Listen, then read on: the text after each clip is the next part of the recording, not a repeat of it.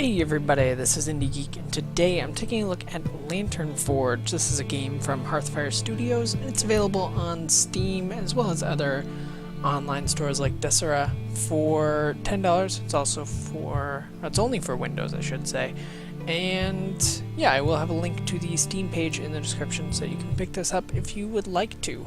I'm going to jump in here. I'm actually going to load a game that I've been playing a little bit.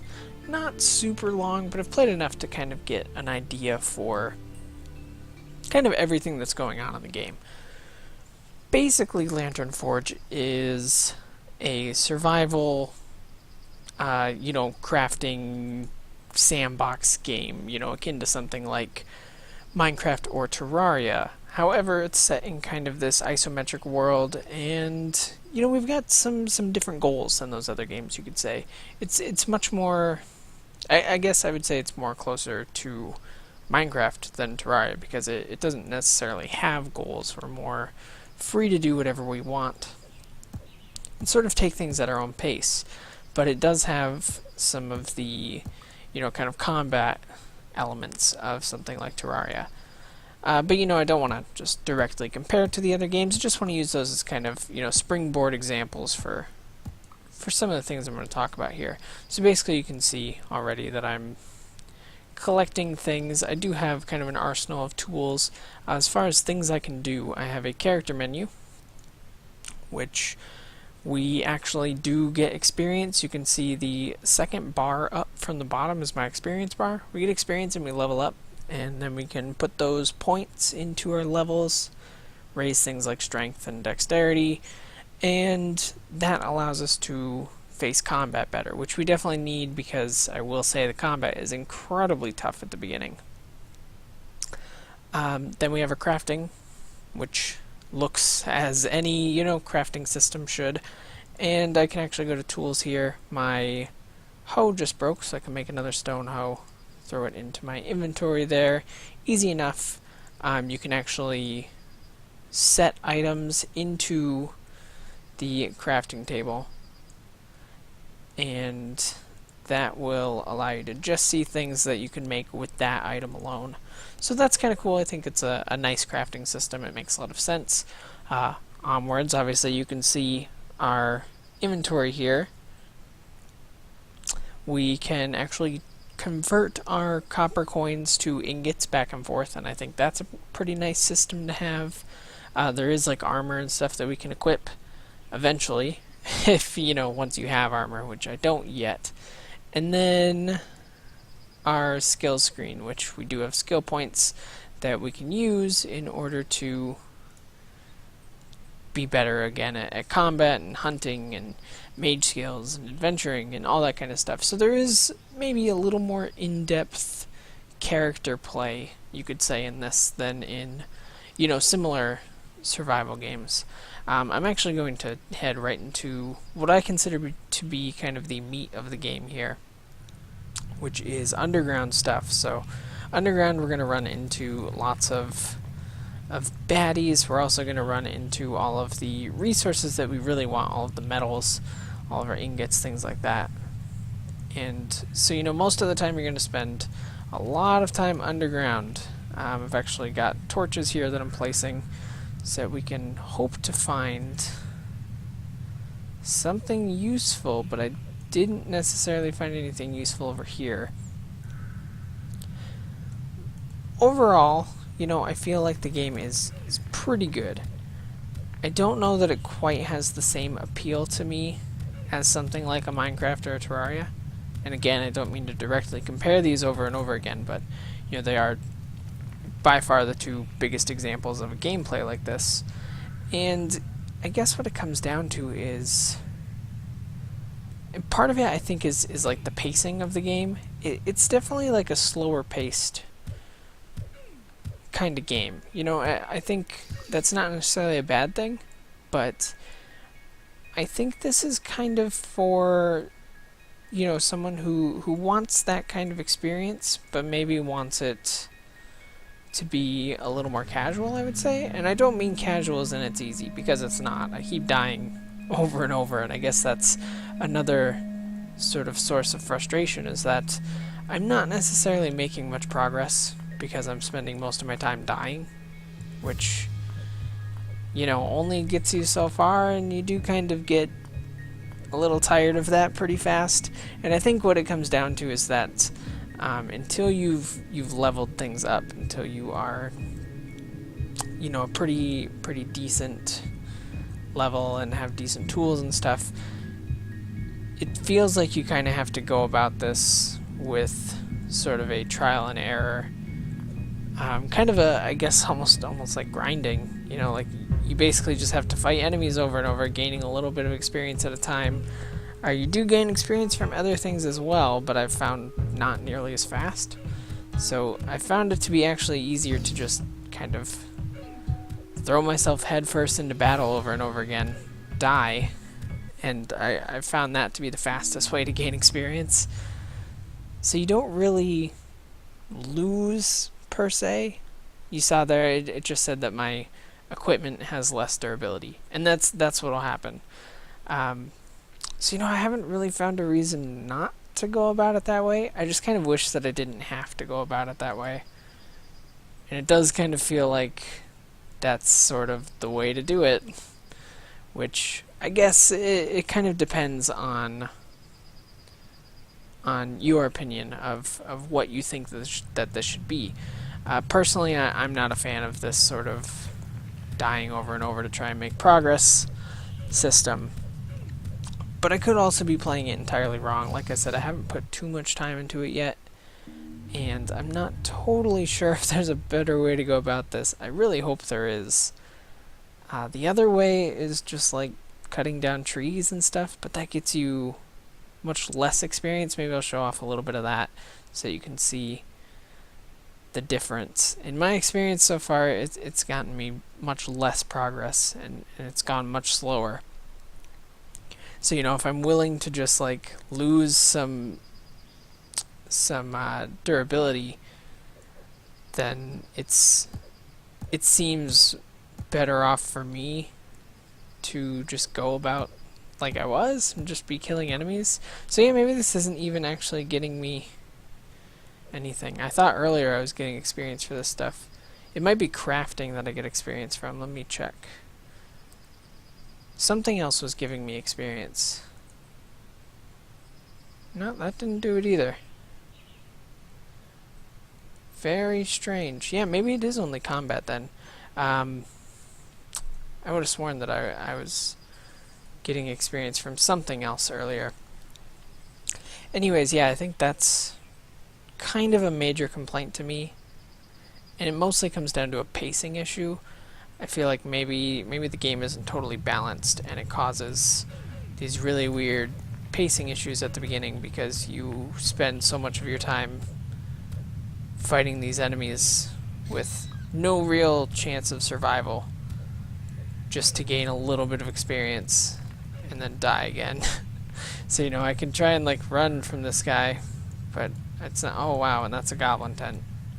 That's great. So actually all of my tools are busted, so we're gonna die.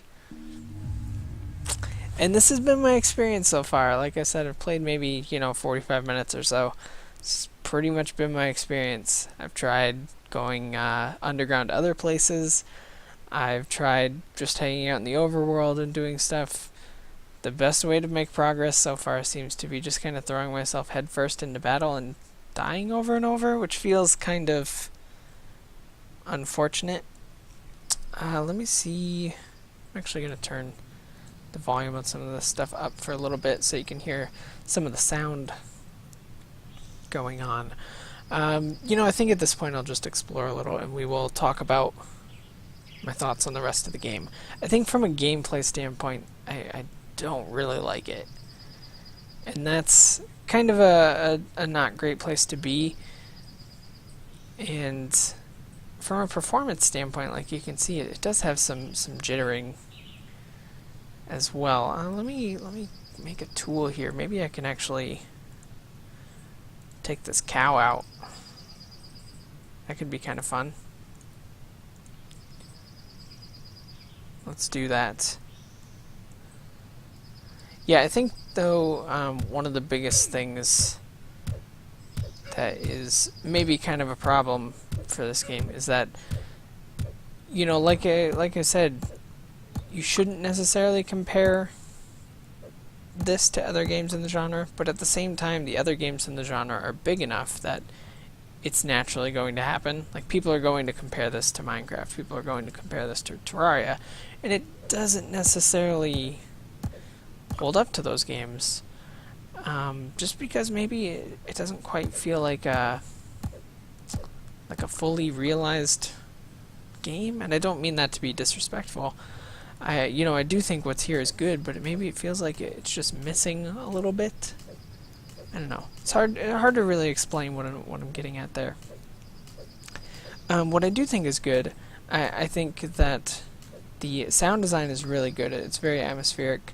Occasionally we get music. It's kind of just interspersed throughout the play. We might not come up to any music here, because like I said, it is pretty random when it shows up, but you can hear some birds chirping in the background, things like that. There's some music. There is really nice sound design in the game, and it's always interesting, and I've found it to be a fairly relaxing experience as I play. At least in the overworld.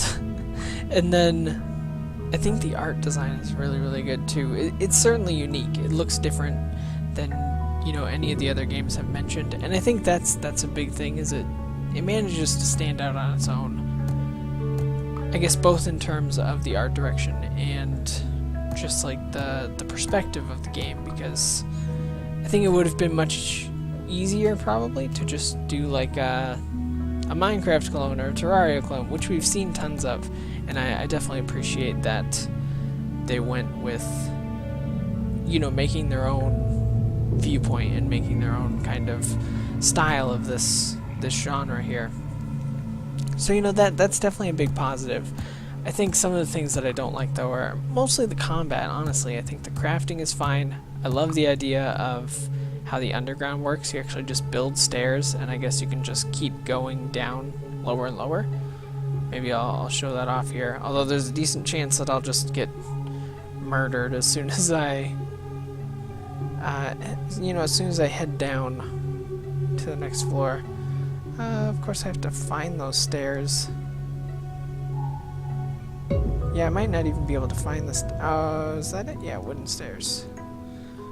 Okay, so let's go ahead and make those. And let me see if I can get us down a floor further. It kind of progresses as you would expect. Like, we're going to start with stone tools, of course, like you see, and then the next goals are kind of gaining metals, gaining things like copper, and then moving on to iron, so on and so forth. However, I've not really been able to collect anything past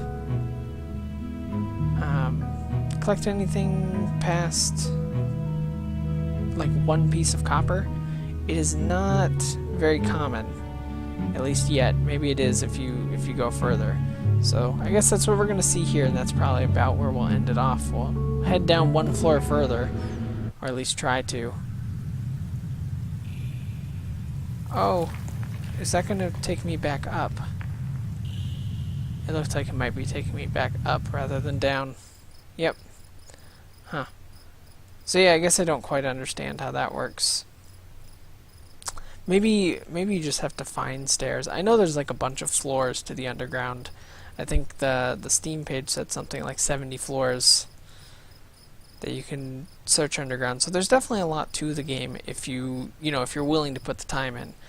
I guess the biggest question I have is how many people are going to get hooked into the game, kind of like similar games, because that's really what has to happen. Is the first hour or so of this kind of game really has to hook you, and I guess give you just enough of a glimpse of making progress that you feel like continuing to play and continuing to make that progress. And I'm not quite sure that the pacing at the beginning of this is quite good enough, at least in my opinion, to kind of hook me. So now we're kind of screwed at this point, and we have to I guess, set up camp somewhere else. Other things that I'm not able to show off just because I don't have the materials for it is you can actually make a town center, which I believe has a merchant, and you can do a lot of things with that. As far as what I've got here, I've got like an oven for cooking and a smelter for smelting, of course. And, you know, there are lots of other things that we can make. There are jewelers, benches, and alchemy labs, and all this stuff. So there's definitely a lot of stuff to the game if if you're into, I guess, basically doing what a survival game is. If you're looking for a game that is just the same kind of thing, but with a different perspective, maybe a different set of goals, I think this is a perfectly fine purchase. I guess the question that comes in is whether or not you are done with some of the other survival games. That would be my only, I guess, kind of concern as to whether or not you should consider purchasing this. Is if you are still, engrossed in Minecraft or Terraria or any of these games, I don't know that this necessarily fits in, if you've got a limited amount of time. But I think that if you're done with those, if you're someone who only plays, a few hours of each one and just ready to move on, then I think this is perfectly fine. I think you should definitely at least consider it. As always, check out other reviews to see what other people are saying about it. Don't just listen to my impressions. And of course, keep in mind that I've only played about an hour, so there is a lot of stuff to the game that I have not quite seen yet. But yeah, this has been my first impressions. Mostly positive about a lot of things, but definitely a couple negatives in my opinion that sort of stand out as potential problems for me. But, like I said, definitely check out other reviews, see what other people are saying, and decide from there. But yeah, I will have a link in the description to where you can purchase this for yourself. Of course, feel free to comment if there's anything you'd like to comment on. Subscribe to see more from me every single day, and of course, if you like the episode, please do consider clicking the like button. But with that, thank you as always for watching, and I will see you next time.